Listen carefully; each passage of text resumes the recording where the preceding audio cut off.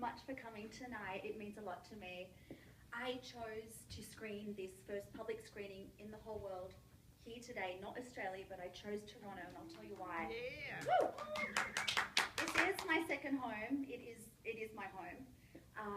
My parents actually lived here back in the 60s and had my eldest brother Jamie at St Michael's Hospital, where my mum worked there as a nurse. And then in the early 70s, mum and dad went back to Australia and had the rest of us. I'm one of youngest of 5 and a twin, which you'll see once this starts to screen. But I grew up with this affinity for Canada, this love of this country and Toronto in particular, and we were lucky enough to grow up right near an ice rink, and with mum and dad's background coming here, I was skating as a kid, and I guess there's always been that love. And we always had friends that came out, Christmas cards every year. So I knew Hot Docs was happening right now, and I thought, why not see if this can get screened? So thank you, Imagine Cinemas, and in particular Mihaela, the manager here, who's just been phenomenal and made me feel so welcome. But as Jono said, I did come here in 2010, February 2010. I turned up in what I thought was spring, in skinny jeans, knee-high boots, a little leather jacket, thinking I looked cute, and I got off the plane when everyone grabbed their big jackets and went, oh my God, where am I? This is not spring, this is like the middle of winter. But it toughened me up, it opened my eyes, and I fell in love with this place. And I've been splitting my time ever since between Sydney and here. But this is the first public screening. As Jono said, it was shown last week at the Bare Bones Film and Music Festival, which was phenomenal, but it was the film festival. This is the first public screening. So thank you so much for coming. If somebody had told me, years ago that I would end up making a film, I would have probably laughed and been shocked, to say the least. Everybody that knows me knows that I grew up in front of the cameras. Actually, from the age of 4, I was on TV in Australia, which you'll see. And I never knew that I would have had the skill level, I guess, or even the inclination to want to edit.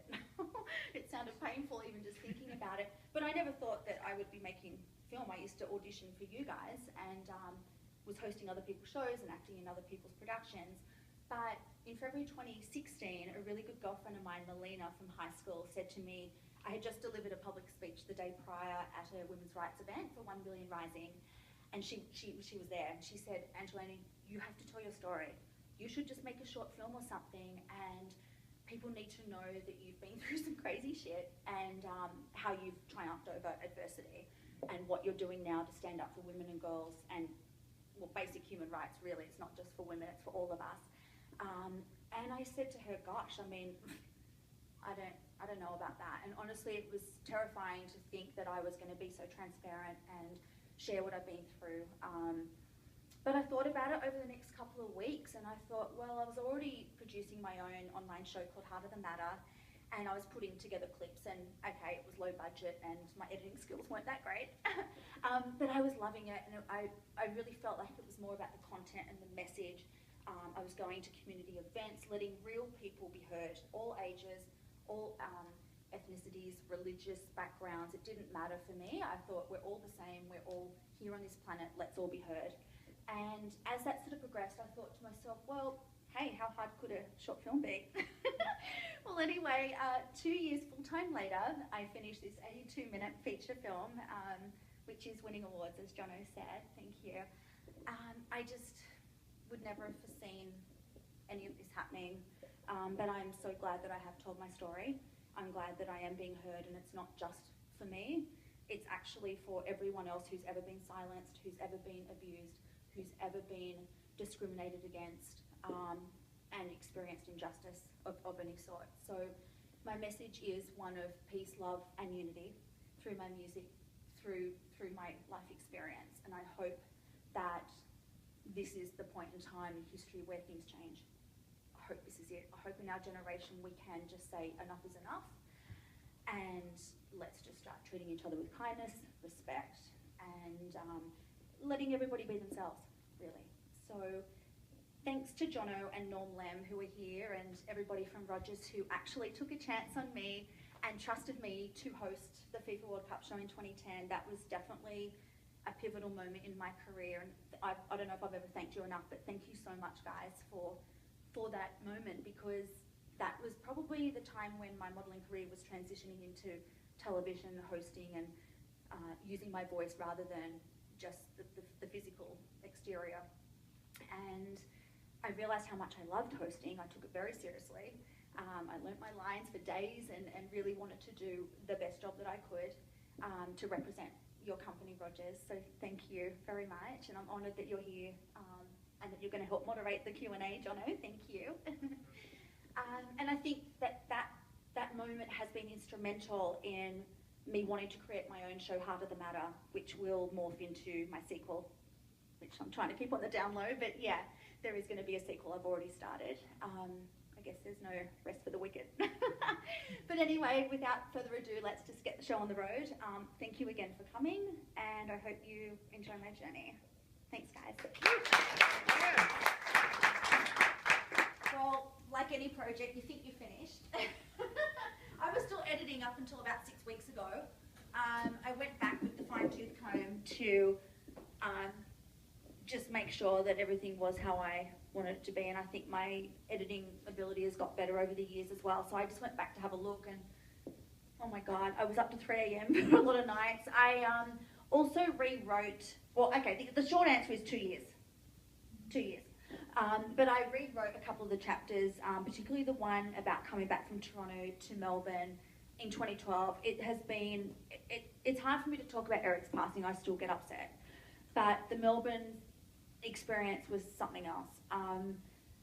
And I think I just realised that if I'm going to tell this story, then I need to tell it and not gloss over and go, oh, well, I was just kidnapped and this and that. No, I was actually lured.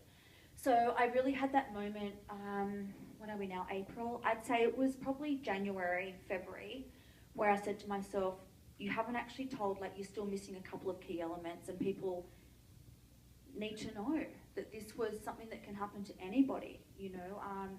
So yeah, so I really just cleaned up a couple of transitions. I added a few names to the end credits, added a few more childhood photos. I think I got more courage as I went and thought, well, if I'm going to share that, then I may as well share that. And so door to door, I would say just pretty much on 2 years. Yeah. I love Rumble. Full time, like running at 100 miles an hour. Can't believe they were able to salvage that footage. Honestly, I love the show. Remember. Any questions at all? Yes, the back, please. Steve. Of a music question. Please. I thought that your usage of like colors and imagery was unique. Were you influenced by anyone else, or did you just kind of just put up all the images behind you? Did you think of that yourself, or did you have influence? In the film clips, you mean? Yeah, like when you were singing and you're behind the mic. Yes. The imagery was quite interesting. Oh, thank you. I thought it was unique. Did you have an influence on that, or was that just you? Well, I guess subconsciously we're influenced by a lot of things, especially, you know, growing up. I've always loved music and the arts. So I guess subconsciously I've had my own inspirations. But in answering your question, no, it came from my heart and soul. I wrote the songs, obviously. I lived the tragedy with Eric. I lived the beautiful times together as well. There was a happy life before that happened. And then I wanted to bring to life the songs. I wanted people to know. That's why I had to do it all. I couldn't have even passed it off to someone. I could have given this project to the best editor in anywhere, but that person wouldn't have understood my vision or my heart and where I was coming from. So I had to do it. And I just wanted people to understand what I was saying, especially in Change the World. It took a lot of time to think, how am I going to make this crystal clear? How are people going to understand what I'm trying to say? So I hope that that's come across. And look, I grew up in the 80s, so I you know, on my way, for example, in downtown, that's classic, you know, a bit of 80s. And look, everyone knows that I love colour. I'm a bit of fun, and I hope that I've just brought my personality and brought the songs to life from my heart and soul. And I think the editing is I think you edited very uniquely. Thank you. Backgrounds and the textures. I haven't seen a film quite like that. Oh, thanks. Well, I hope it's meant to be me. Where will the film go to, Angelena? Oh. Angelena, where will the film go from here? And do you have distributors and all this stuff? That is a very good question. Everything's happening organically. The answer to your question is I don't know. It's still on the International Film Festival circuit at this stage. I'm here at Hot Docs. I've had meetings with distributors, so hopefully we'll just see where the wind blows it. But the idea is to get worldwide distribution of some form. I mean, we're in a beautiful era now with digital. There's so many options. So hopefully we'll know in the next couple of months. So 1, 2, 3. So, Mr. Schmidt.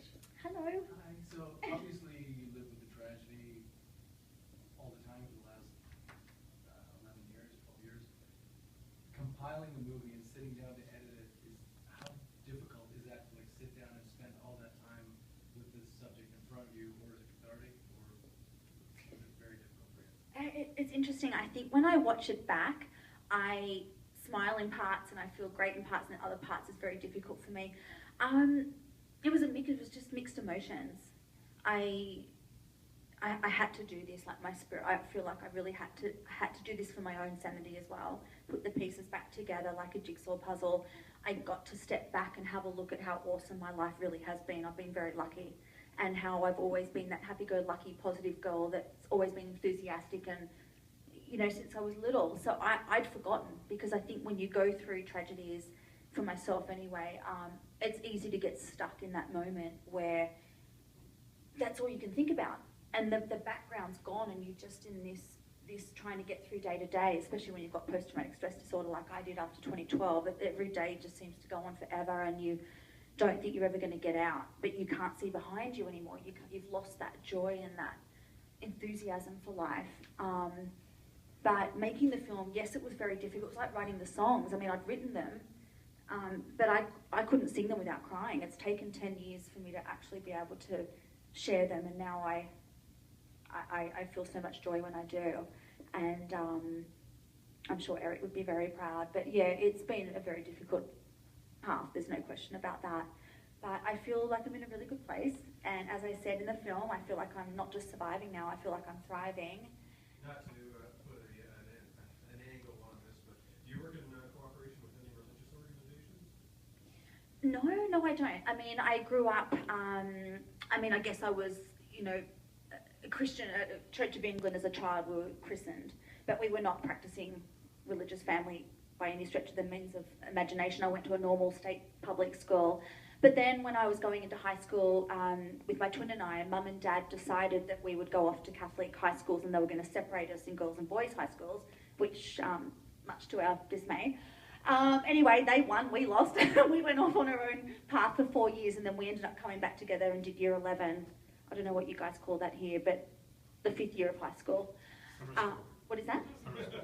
Oh, okay. But no, I don't. And then I had to get confirmed as a Catholic, which is where Angela came from, which is now Angelena. But I don't subscribe to any particular religious notion. I have my own beliefs about the afterworld, and I believe in angels and whatnot. I do believe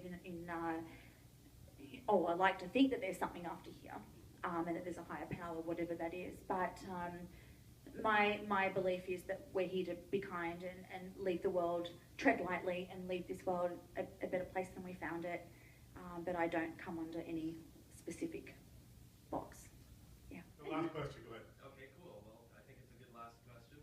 Because this movie was obviously, it was all about your entire life up to this point. And, you said you're already thinking of a sequel.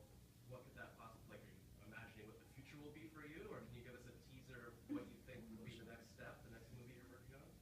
Well, I actually have started the sequel. I have the poster, I have the title, I've got the intro ready to go, and the trailer's already done. I don't want to talk too much about that. I think, but suffice to say, I'm going to be really focusing on Heart of the Matter and the interviews that I've already conducted. I've interviewed women from the White House that were the quality advisor for President Obama, and some high-profile women that are changing the world in their own way. So that's my vision at this stage. But once again, these projects are organic, and I never know. I don't know where my life's going to go. If you told me at 15 that this would be it, I would have had no idea. So I take it day by day, and we'll see. Well, I want to pre-buy my ticket already. Oh, you're so sweet. Thank you, Josh. Thank you so much. I have one closing question. So, did you chalk up the Irma? You figured the Irma? How the Irma? I came back on points, you guys. I think yeah, I've got some Live points. 10th. It's great. Thank you very much. Thanks everyone for coming. Appreciate it. Thank you so much, guys. Thank you so much. I really appreciate it.